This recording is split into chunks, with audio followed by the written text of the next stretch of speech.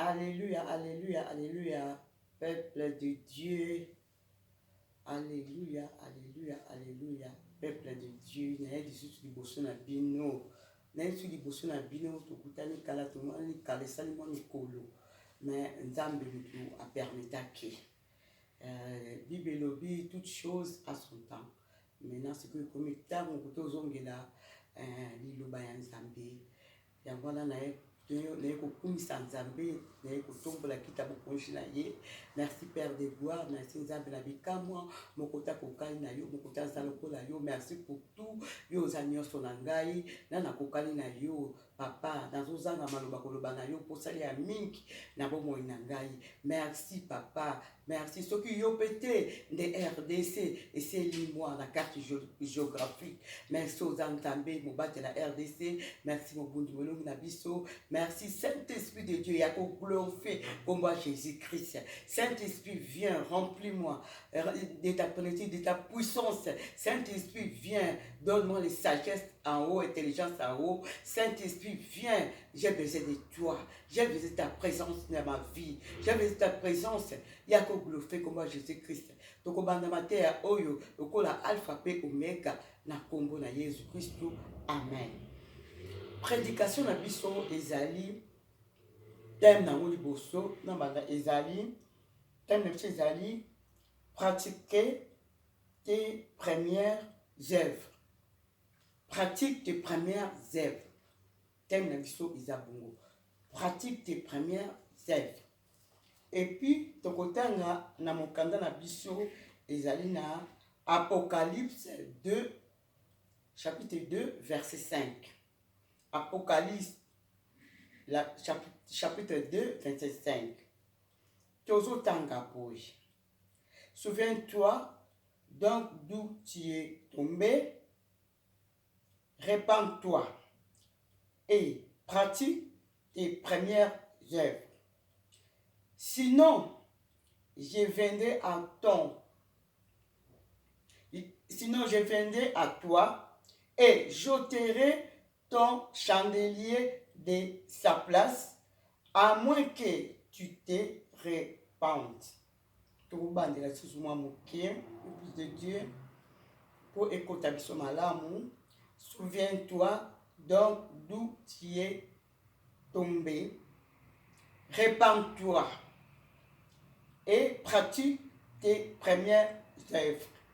Sinon, je viendrai à toi et j'ôterai ton chandelier de sa place, à moins que tu ne te répandes. Gloire à Jésus. Jésus a malade. Saint-Esprit, merci. Awa, basolo bela biso nini, bala na Nzambe. Na yesu su boso na bilonga mama Patricia, abonga ki mikolo ebele. Na yesu liboso na bino Nzambe apesinga mateya na teya. Toza bana Nzambe. Nzambe aza papa na biso. Yende aza un créateur incréé. Muta créé azate. Mais yende muta créé biso. To utare pa na ye. Mais diable ayaka aboto la biso et pa na ye. Tanga botoli biso comme moko Nzambe lobi non, ça suffit na mwana na ngai na zo bozoye na zongse na makolo na ngai. C'est ça. Nzambe azobala biso kanisa première misala na yo, ba œuvre na yo. Souviens-toi de tes premières œuvres. Sinon, ye akoya kolongola chandelier oyo eza likolo eza pa na yo. Moi emunda soki ngenge pa na yo. Ye akoya kolongola. Souviens-toi na bolamu oyo Nzambe asali tosali mabe mingi. Tout ça bato na masumu biso nyonso. Muto malamu aza te. Muto malamu kaka ye moko aza Jésus-Christ. Nde aza fidèle. Ye nde Jésus-Christ. Nde aza juste. Le juste juge, c'est Jésus-Christ. les justes, c'est Jésus-Christ. Biso nous sommes battu ma paix, tu as battu ma soumou, battu dans le lendo, battu dans la colère, battu dans la méchanceté, battu dans mon hibi, battu dans le kuta, battu dans kindumba, battu dans kindoki, battu dans soloka, battu dans ma paix, battu dans ma paix de ce biso nyoso, tous les kawana. Mon dieu, mon à Rolbanga, ça saint. Non, saint, et ça à Jésus-Christ. Nous tous, on a passé par là. Parce que nini ezaki lisumu ya Adam na Eve. Biso surtout passé wana. Mais eza na temps moko ya ka limite non. Non, tant oyo. Non, il faut na pesta bomo inanga et pas nzambe. Mais eza pena makasi na yote. Eza pena makasi na yote oyo ko pesa bomo ina et pas nzambe. Eza makasi na yote bati musu bazana bala alonga masanga. Alonga alcool, mais bam susu. Alonga alcool, mais cigarette akoka kolonga ngote. Bam susu bazana alonga kindumba. Nga basala kindumba te nga biloko na linga ngote. Mais muyibi alonga ngote. Tu as côté ka magasin abi alona na mbongo te na jibaka moi boîte oyo na kilo sale là bas na balia. Pour les biso yesu tozala be rare mais nzamba zo benga biso alobi to kanisa premier amour premier bolingo premier œuvre makambo malamu oyo bandaki tamu bandaki oyo bandaki malamu mais lelo yo oza ba femme to azaki frère munene na Kishasa mais akomi awa abosani nzambe nten nzambe na miso to souvenir ou to utaki bato babanda na pasi bakanisaka na ndola na toko na zaki boye na kina ndaka ndoko bengalinga na kina ndaka mama leka chasse ngai na kebo bengali ngai ba camarade baboko aider ngai baboko sunga ngai famille babwaki ngai elika boye bazo souvenir et comme quoi témoignage. Mais les loyo, nzamba sali ngolu, biso to viva kaka na ngolu. Mutu moko hotel matalo bana beta tolo, ngana koki non. Biso tu bana nzambe to viva kaka na ngolu ya nzambe ndeto sana ngoe ezaka kaka na biso. To viva kaka na ngolu olie lelo. Senga nzambe merci parce que za ngolu, nzamba pesio bamsu bazuite. Olalo la muki, senga nzambe merci parce que bamsu ba lali pe na sa pongi bakei. Biso songolo ya nzambe nde sala kati na biso yango na nzamba zo senga biso zo ka mawa azolobi bana na ngai bo souvenir toi ou œuvre na bino ya liboso bo pratiquer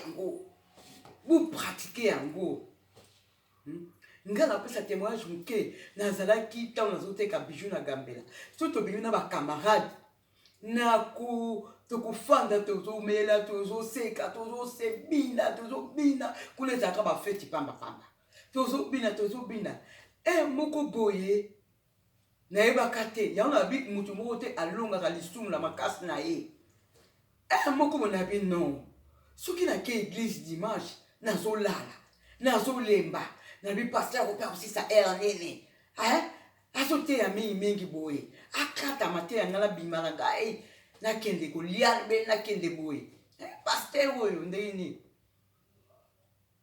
mais tango na makasi nga moko na kokaka te tango komaka Yesu Kristo akangaka ngai alobi ekoki boye ekomi siko tango osalela ngai ekomi siko tango oyeba ngai bandeko nakosa bino nakomisaki ndako na ngai na bandoko fanda ezalaki ndako na ngai ezalaki ntaka grand frère na ngai na bandali nakomisaka ngo église place ya prière bato bakomaki koya kobondela wana nakomaki kokende koluka ba frère na ba sœur kokende kozela bango namema bango na église ekomaki ta ya nzambe ekokaki nasali différence ngabi mpo liso nake église nazoboude pasteur asisa noki mais so nafani bakamarade na ngai tozomela masanga tozosala makambo mabe babétise alors ngai natelemaka te nazokanda ba 1 heure 2 heures donc pourquoi son na côté église na misusu toumela na biso te mais nazobaye ozomona place to wana Jésus Christ Nzambe tata lobi na biso tout souvenir na première, tout pratiquer première, ba œuvre na biso ya bien, tout zalaki nango. Tout pratiquer yango. Mutu moko talonga lisumu na makasi na ye. Mutu moko ta kotombola musapelo bingai, na longa péché, na longa kindumba, na longa mujibi, na longa lokuta, na longa kokosa, na longa boye, na longa haine, colère, méchanceté koyina, azate. Biso nyoso tout, to wuti na lisumu Adam na Eve. To leki wana. Mais mutu créa biso, ezali Nzambe tata. Mais moko diable yaka ayibi biso. Azui biso poto servir. Moko Nzambe papa pe ayaka ni alobi ekoki pona bala na ngai na eko boto la bango. Na eko zwa Patricia, na eko zwa Messi, na eko zwa Paul, na eko zwa André, na eko zwa Celestin, na eko zwa Grâce, na eko zwa Béni pour basalela nga. Ekomi ngonga basalela nga. Apata ngonga Nzambe kokaka ko oza kutu na makasi moko te. Okokama kaka yo moko okomi kaka koteya, yo moko okomi kaka moyembe Nzambe, yo moko okomi kaka kotanga liloba Nzambe, yo moko okomi kaka boye. Ekomi ta ya Nzambe koki. Ya mwa Bible lobi toutes choses en son temps. Il y a temps de pleurer, il y a temps de rire. Ils ont la nango. Il y a tant de ça qui m'a bé, tout le qui m'a bé, na péché, na masumu. Et il y a tant de qui y a Nzambe. Tout ça na repentance. Bisoni tout ça ba masumu. Tout ça la m'a bé. Tout ça na repentance. Bande konangai, kat na Yesu ba bien aimé nangai. Nazo bonde la bino. Li ko bonde la au sengi Nzambe. O bandi ko bonde la. Mais ko zangsaka ko se repentir te. Ko kalisa bi ufandi lobile na kina kishasa na salaka boye, na yiba ke la mamo ko bola tekaka, na salaka boye, na longola kazemi, na salaka boye, na bimaka na mibala batu, na salaka boye. O kalisa ngo au repentir, na boma mutu, na salaka boye. O si repentir Nzamba sara nini aifasaka. Nzamba za juste pe ala fidèle. Aifasaka. Lisumu wana soki yo boyi obosani yango omoni bilenga poto ngeli ya poto omoni bilenga poto obi wana c'est le cas na sala kala Nzamba sa bosani na ye mais Nzamba bosani peut-être mais diable pe bosani te. Diable bosana ke loko moko te biso to sala bien et bien muto akosa yo te. Diable bosana ke loko moko te biso to sala e chapaka te. Ou tout aux alaki nandaka ba parents na biso. Diable atire ko bossa na te ba kam nyoso to sala tito zo kola na ba camarade nyoso to sala ba camarade tito zo kola na ba copain to linga nyoso to sala diable bossa nyango te ayebi yango. Sango kokoma siko mwana Nzamba lo bien yo kimingai okimingai omoni kokoki obosa likambo ya kokangoka na likambo wana. Yangala omona lem so bondela ezo simba tout sala bo ezo simba tout sala bo simba te ngona na l'église musu ya bien o babanga Nzambe sa moni mo sa Nzambe tangu olingo o kende ba délivrer yo par bana le cas de repentance lo bana makambo sala pour ezala blocage te pour ezala obstacle te na délivrance na yo. Pour ceux qui yango etikali ekozala obstacle parce que diable akosala ke obosa nango olba ke wana na sala ngo kalata na zaki na Afrique na longola kazemi ata na zaki na Afrique na yibaka biloko ata na yaki na Afrique na sala ka boye ata na yakala bandoko yiba na magasin na tika ngai ana koma nga déjà kosala Nzambe ko komba église ko sukola étoile par la église na koma nga ko yemba choriste na koma nga boye mais diable abosani oyo sala Nzambe oya biso papa na biso ya lola Jésus Christ de Nazareth un créateur incréé yebuta sala été abosani yango non tout ça en place mibale Bible nous tout ça dans la mibale bati biso mais ba conseiller biso to pona ya malamu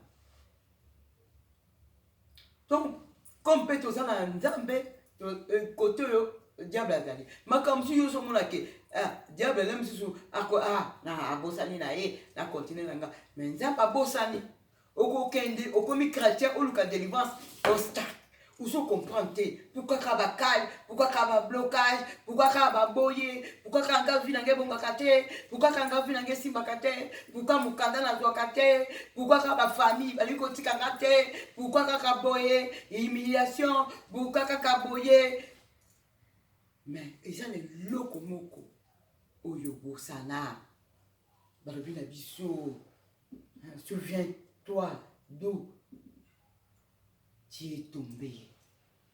Tout quand sa place ni to kwesa maki. Place ni to kwesa maki. Place ni to memaki baninga. Nanjela kulungola zeni. Bi ai ngana na mutu mubo za docteur wana odizen. Yakala mema yo. Tokende kuna docteur wana alungola. Mais yo monike ezanga tem na kenda kulungola. Kamara nanga mutu na memaki oyine poto pe fandina.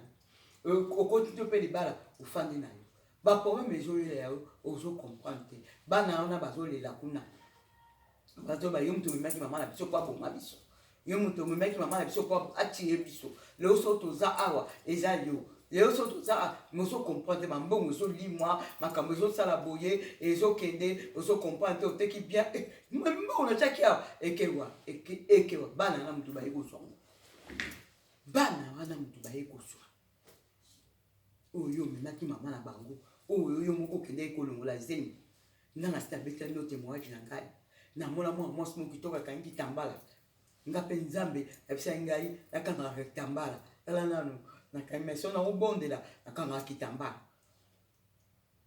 na moni mo mo kitoka kangi tambala asimbi bible akoza ba age wana azaki lelo akoza tamba 22 à 23 ans azotala ngai mwa mwasi azoseka batuni ngai mungongo etuni ngai oyebi mwa mwasi wana ngabi nayebi ete oyebi fi wana te ngabi nayebi ete abi oyebi ete yango na bakoze diable so akangi biso te nzambe akokanga biso nzambe alobi na ngai mais yo olongolaka zemi na ane boye mais mwana ngo yeyo ti mwana ngo yeyo telle comme un servant de Dieu. Oboma servant de Dieu. Oboma mosala nzambe. Mais ozo oye biete.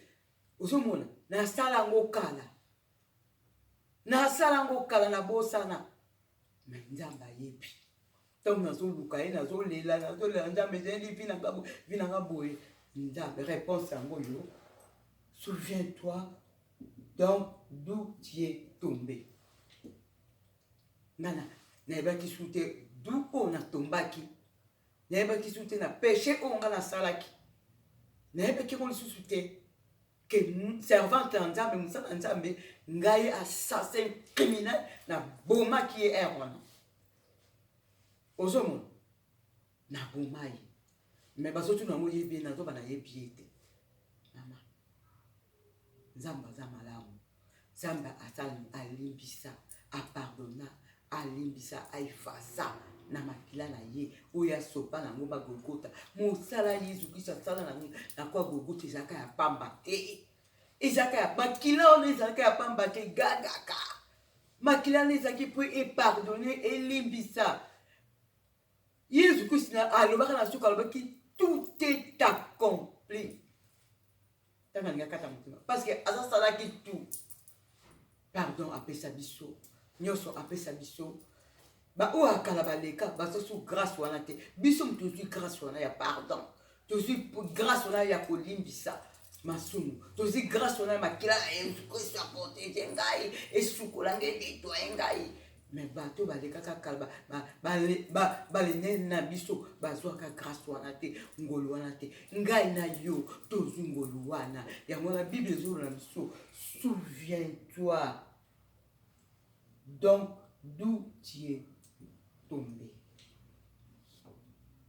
Kanisa la kanisa na sala nini na sala nini na sala koza kato kote église bali ko wena sa musala na emba kitoko ngai na mama sosana na baka bien ngai na pa musaka sapata pasteur ngai na memela ka pasteur sac oui c'est bien mais bato mingi basala yango bazalaka na kati ya pauvreté, bazalaka na kati ya kolela, bazalaka na kati ya boye nakomba wese nasukola wese. Bato mingi basala yango bazalaka na kati ya limitation, blocage, freinage, badivorce ezolanda ye, bamaladie ezolanda ye, makambo ebele. Pourquoi?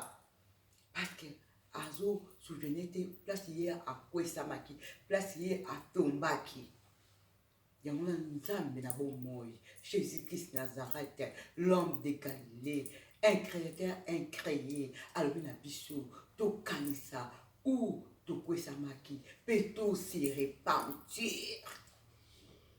Ils ont tous se repentir. Chaque prière na ya butu au singaka bolimbisi nzambe limbisa ngai masu ona yebna ona telimbisa ngai au fin de kalisi mon Saint-Esprit révélé ngai ba chose cachée sur na yebité Jérémie 33:3 invoquer Saint-Esprit révèle-moi les choses cachées où je ne connais pas. Saint-Esprit a révélé yo, a lakisa yo, talo salaka bolubosana, talo salaka bolubosana, talo salaka bol, kobosana kate Jérémie 33:3, kobosana ngote, et puis kobosana kate repentance, pardon, na prière na yo, iblo kona mi balé, Jérémie 33:3, et kobanda kolakisa yo, na makambo eleka o sala, o yebi kutute. Ekolakisa yo. Repentance c'est ça pour effacer makambo yo sala, effacer ango o sala ngo tsusu. Et Jésus aïba ngo tute diable tanga condamné yo akepa nzambe yo lingo pambola mama Patricia azala saki bo nzamba atali na kaina ya bime. Nazo mona kombo na ete. Nazo mona na makambo wana te pona nini nzamba sa effacer ango. Nzamba bolingo. Diamba ya bolingo, tout me la kata mabete bande konangai, les bien-aimés, tout me la kata péché, tout fan la kata masumute, tout fan la kata mabete bien-aimé, tout yaka to zong la nzambe la tsa bolingo, aza bien, aza kitoko. Yango wana na matia na zaki nango nzamba pesa kinga yango wana yango na yeko pambola nzambe na yeko pambola Saint-Esprit na komisi Saint-Esprit na komisi pour glorifier comme Jésus Christ ba o comme teya o écoute kata mitema na bango ebotambuma Saint-Esprit albongo la bango bazonga bakanisa place ni bakoyaki bakanisa place nini basalaki mabe bazonga pa nzambe azana fungoli maboko azuya mbabiso obibelobi Yesu Kristo azobeta porte oya kufungula ya kokota akosupe na ye akolia komela na ye tikibino na kombo na Yesu ba bien-aimé pesi mino ba gros bisous na pamboli bino na pamboli bandako na bino bana na bino na pamboli bino nyonso tu bokende liboso biso nyonso to kota na 2019 na 2020 na kombo na Yesu pe mboka na biso ekangolama na kombo na Yesu Christ Nazareth. Amen.